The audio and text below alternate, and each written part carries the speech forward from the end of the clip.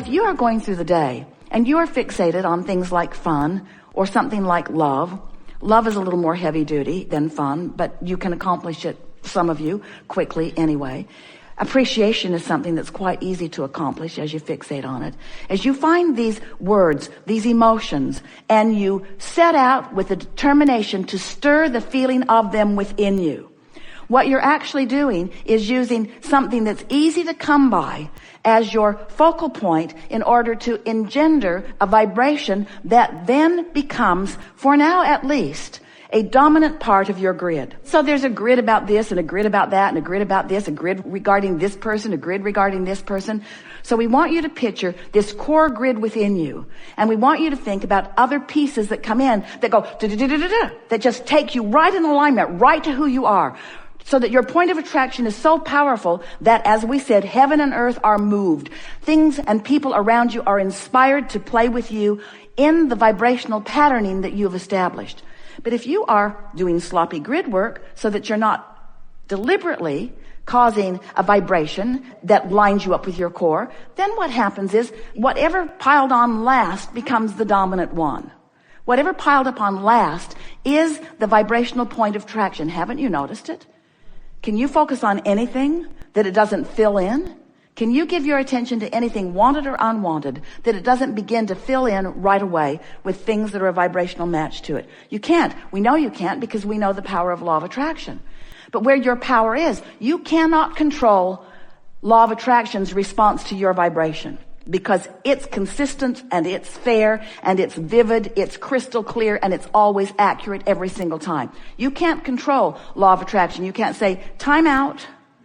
You can't say, I want to do over. Well, you can say, I want to do over because you can set a different grid into motion every 17 seconds. But you can't say, I take that back. All you can do is no longer spew it again. Some years ago, we were offering an analogy that it's like you're moving through time and you're spewing this red, inky, misty stuff out there. And it's just out there and it's sort of fogging up the room. Doesn't smell that good either. And it's making it more difficult for you to see. It's muting your experience. And if you would just stop doing that thing you're doing, that mist would dissipate. It would clear out in a little bit, much faster than you realize. But what happens is, because most people are reacting to the environment around them, you've had a grid going that filled in with a manifestation. Now you've got your attention on the manifestation, so you're shoring up that grid, which is filling in with another manifestation. Now your attention's upon that manifestation, so you're shoring up that grid. So today, as we are talking about the art of allowing, what we're really talking about is making a concentrated, more determined, more conscious effort. And we don't really like the word effort, but decision, decide, focus. Sometimes it takes a little effort to distract yourself from the reality of the grid that is filled in while you get hold of the vibrational core of the well-being that is dominant. And then it is our promise to you that that core dominant grid of well-being and fun and clarity and joy and vitality will fill in with things that match it. And it will happen as soon as today. So, do you know that if you can find 17 seconds of a thought about something general like an emotion, that's enough to get that grid active enough that it will bring something else to it right now. And that something else that it will bring to it right now is usually another thought that keeps it going longer. And if you can keep it going for another 17 seconds, that's enough to bring something to it. And it's usually another thought that will keep it going longer. And if you can keep that going for 17, until you have 68 seconds of non-diluted, general, pure, emotional thought, you've accomplished a grid that will bring you visible evidence. Someone will walk into your space with evidence. Something will come as evidence that you have accomplished a point of attraction that is strong enough that the rendezvousing process has already begun. All kinds of things will begin happening to you. And because you have deliberately worked on your grid, now as these things come, you will not just see them as random, freakish coincidences. A coincidence is a rendezvousing of vibrational latitude. That's what a coincidence is. It's a cooperative, communicative incident. Coincidence is the best word we know that is talking about rendezvousing, which is caused by law of attraction. But you thought it was random. And for most, it is random because you're not thinking deliberately. You're creating by default. But when you start deliberately, 17 seconds, not much to ask of yourself, is it? 17 seconds, it feels pretty good. And then another, and then another, and then another.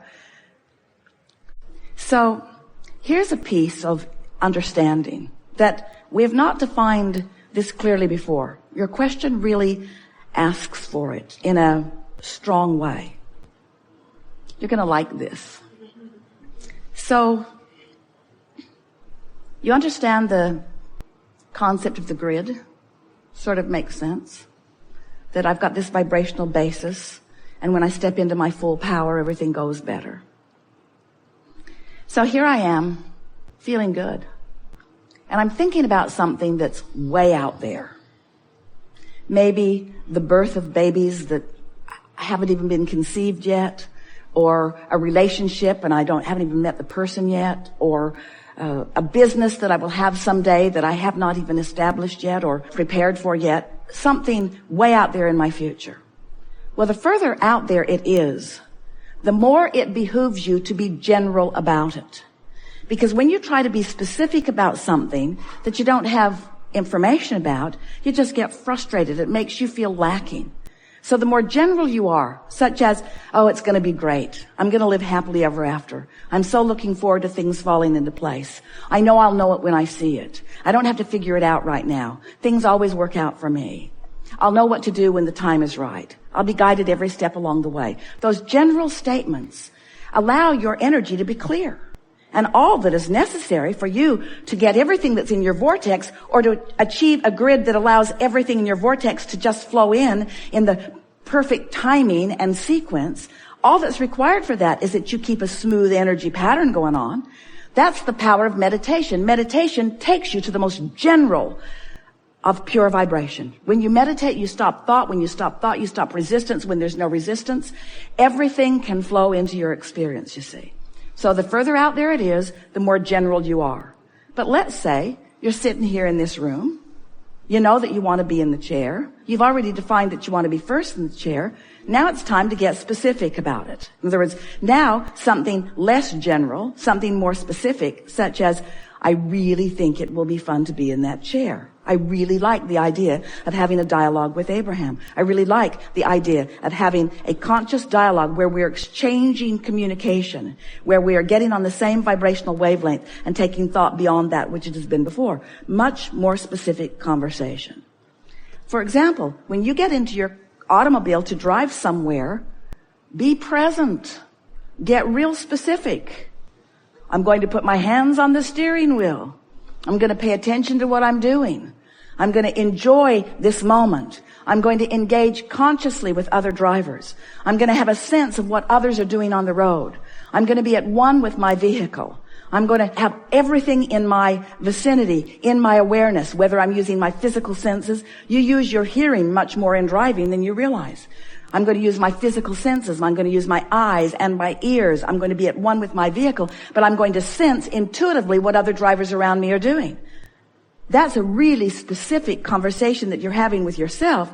And because you're just about to get into your vehicle, it's good to be really specific. You don't want to be in that general sense. Whatever will be, will be. Things just work out for me. I think I'll take a nap while I drive up to Stanford. At any moment in time, you can choose, if you want to establish an emotional grid, a new basis of attraction at any time. You don't have to just keep parlaying off what's been going before. At any time, you can say, hey, I get this point of attraction stuff. I understand that I am the creator of my own reality. I get that I am emanating a vibration, and that vibration is being answered now. I get it that I don't pile it up and pile it up and pile it up and pile it up. You don't pile up your point of attraction. You only pile up your propensity to offer vibrations in any moment in time. That's new. That's a new way of saying that. You only pile up your propensity to respond in any moment in time. And in any moment of time, this is quite exciting, isn't it? In any moment in time, you can choose to respond differently once you know about the grid. Once you know that right here, right now, you can look at that, whatever it was, and you can have a knee-jerk response to it that creates a new layer of point of attraction, because your grids are moving forward with you as you are moving forward. And you know what else is really interesting? We've been talking to you for a long while about this vortex and about the point of attraction that the source within you holds. How every time you know what you don't want, you know what you do want, and source is the placeholder of all of that. We want you to feel with us just for a moment the power and the importance and the perfection and the love of the vibrational grid that source holds for you. Your Earth spins in its orbit in perfect proximity to other planets. Do you have any idea of the extraordinary well-being that is surrounding all of you, you see? It would be so easy for you if you tried just a little bit to feel that grid that is the non-physical placeholder of all that you are, that is constantly filling in with new generations and new ideas and new technology and new, better ways to live. More comfortable ways to live, more ways to live joyously in this leading edge time-space reality. All of us holding that vibrational, emotional grid of well-being. And you layering it with whatever's happening in the moment. But you have the option in every moment. The emotion that you feel in any moment, in every moment, is nothing more. And we are not trying to diminish its importance, because it's everything. But it is nothing more than the vibrational relationship between the non-physical grid, the grid that source is holding for all of you, and the grid that you are holding for yourself in this moment in time. Because when you get vibrationally off the beam from who you are, you feel that discord. It's what we've been calling resistance. This is just another more hands-on way for you to feel it, you see. We've been talking to you for a while, and we say to you, as Seth said to you, you are the creator of your reality. And Jerry said, I like the sound of that, but how is that so? Seth said, your point of power is in the present. And Jerry said, oh, that sounds important, but what do you mean? How is that so? And so all of these years we've been explaining primarily those two things, that you are the creator of your own reality and that you're doing it in your powerful now. Because the only opportunity that you have to contour the vibration of your beingness is right here, right now, right here, right now, right here, right now, in response to whatever life is bringing you, in response to whatever images are dancing in your head, in response to whatever memories you are imagining or conjuring, or in response to whatever you're observing. Whether you are thinking about the past or the present or the future, you're doing it right now. This is where your powerful now is happening. And in this powerful now, you are establishing yet again another 17 seconds, another 17 seconds, another 17 seconds. A vibrational grid. Your power is now. And your ability to feel how it dovetails in with the long-standing grid, the eternal nature of your being. So look at it this way. You were source energy before you came into this body, and you had a grid with a point of attraction going on that we can't even begin to describe the perfection of. That's who you are coming in. And then, just like you planned, you begin creating other grids so that you can feel the relationship between them, so that you can establish new things that you want. But through all of that, you have the ability to come home to the central place, come home to the vibrational beingness, come home to that place of well-being that has been established long before you came into this physical body and is increasing with every 17 seconds that you have been living ever since, you see. Every 17 seconds. You have the opportunity of reestablishing and setting into a different direction the vibrational grid, which is your point of attraction. Do you like knowing that you have a point of attraction?